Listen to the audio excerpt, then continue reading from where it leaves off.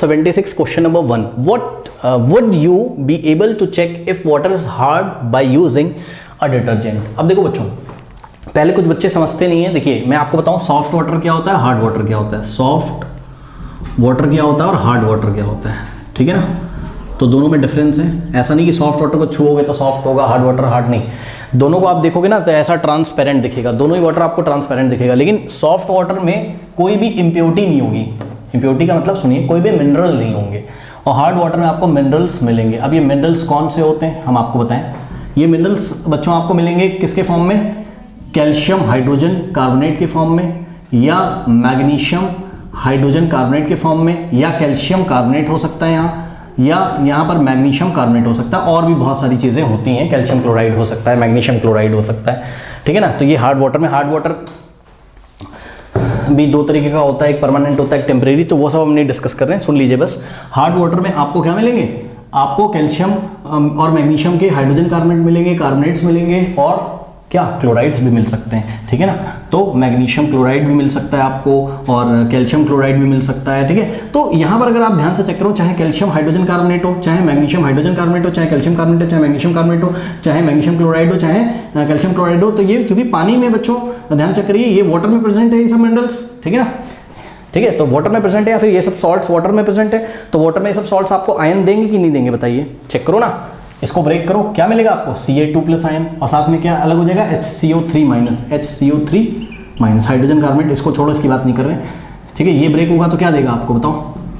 पानी में पड़ा हुआ है ना, ये इलेक्ट्रोलाइट्स है, Mg2+ और HCO3-. ये ब्रेक होगा तो यहाँ से भी Ca2+, CO3-, Mg2+, CO3-, Mg2+, Cl-, Ca2+, Cl-. तो आपको यहाँ कैल्शियम और मैग्नीशियम के आयन मिलते हैं, ठीक है. कैल्शियम और मैग्नीशियम के आयन मिलते हैं. तो ध्यान से चेक करो, होता क्या है कि अगर आप सोप लोगे बच्चों, क्या लोगे अगर आप सोप, ध्यान से मेरी बात सुन लो, सोप और डिटर्जेंट में अंतर होता है, ये हमने आपके क्लास में पढ़ाया हुआ है. तो सोप अगर हम लेंगे, और सोप का अगर रिएक्शन आप हार्ड वाटर से कराओगे, यानी कि सोप को अगर आप हार्ड वाटर के साथ मिलाओगे तो आपको स्कम मिलेगा. स्कम क्या होता है, स्कम क्या होता है, दही जैसा बच्चों को सफ़ेद सफ़ेद आपको मिलेगा. आपको लेदर नहीं मिलेगा, झाग नहीं मिलेगा. सुन लो, सोप को हार्ड वाटर के साथ अगर आप मिलाओगे तो आपको झाग नहीं मिलेगा, ठीक है ना. झाग सोप किसके साथ देगा, बताओ. सोप जो नॉर्मल सोप होता है वो किसके साथ झाग देगा, किसके साथ लेदर देगा, सॉफ्ट वाटर के साथ झाग देगा आपको, ठीक है. यानी कि अगर सोप ले हम लोग किसके साथ, सोप ले अगर हम लोग सॉफ्ट वाटर के साथ. सॉफ्ट वाटर क्या होता है, जिसमें कैल्शियम और मैग्नीशियम के आयन प्रेजेंट नहीं होंगे. यहाँ हार्ड वाटर में आपको कैल्शियम और मैग्नीशियम के आयन आपको मिलेंगे, ठीक है.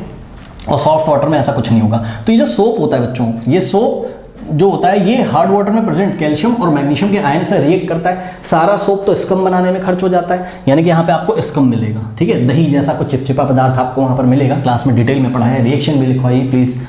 आप वीडियोस देखिए, मैं बार बार कहता हूँ चैप्टर के, यहाँ मैं रिएक्शन नहीं लिखा हूँ, मैं आपको नॉर्मली बता रहा हूँ, ठीक है ना. बिकॉज यहाँ रिएक्शन पूछी नहीं तो मैं लिख नहीं रहा हूँ. और सोप अगर सॉफ्ट वाटर के साथ बच्चों करोगे तो लेदर आपको मिलेगा, आपको लेदर झाग मिलेगा बहुत सारा. लेकिन हमने क्या पढ़ा था, याद करिए, हमने पढ़ा था डिटर्जेंट्स अगर हम ले लें, ठीक है, याद है आपको.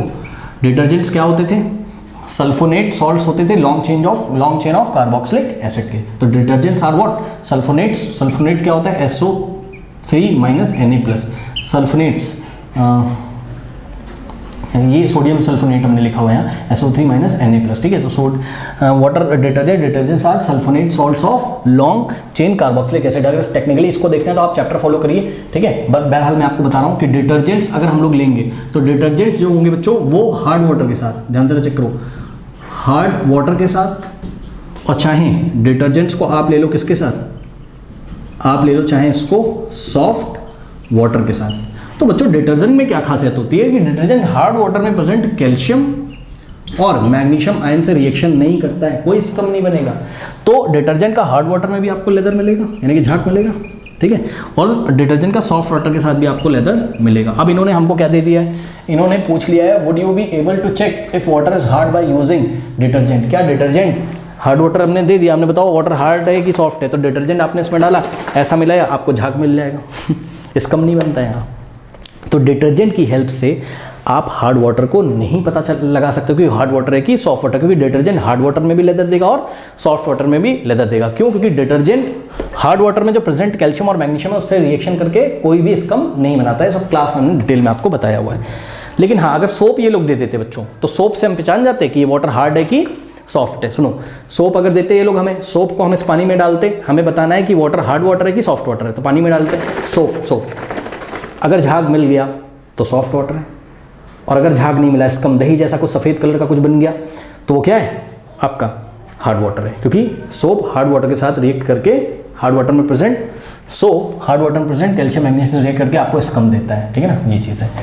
तो हमने आंसर में नो लिख दिया कि no we will not able to check if water is hard by using detergent. अब इसका रीजन लिखा, रीजन क्या है सबसे पहले बता दिया, डिटर्जेंट्स होते हैं क्या, अगर आपको नहीं याद है तो यह लाइन आप एग्जाम में इग्नोर कर सकते हो, ठीक है, फिर भी हमने लिखवा दिया detergents are sulphonate salts of long chain carboxylic acid, नहीं याद है तो इग्नोर कर दो इसको, ठीक है। अब हम बताएंगे अनलाइक सोप, ठीक है, सोप जैसे होते हैं उससे हटकर detergents do not react with calcium and magnesium ions present in hard water, ठीक है। सोप से हटकर क्यों, क्योंकि सोप तो हार्ड वाटर में प्रेजेंट कैल्शियम और मैग्नीशियम से रिएक्ट करता है, लेकिन डिटर्जेंट हार्ड वाटर में प्रेजेंट कैल्शियम और मैग्नीशियम से रिएक्ट नहीं करता है। तो ये बात हमने लिखी, unlike soap detergent do not react with calcium and magnesium ions present in hard water to form scum, ठीक है ना, सोप की तरह ये स्कम नहीं बनाता है, कौन, डिटर्जेंट स्कम नहीं बनाता है। They give good amount of leather irrespective of weather the water is soft और हार्ड, ठीक है। दे किसके लिए लगा हुआ है, डिटर्जेंट्स के लिए, यानी कि डिटर्जेंट आपको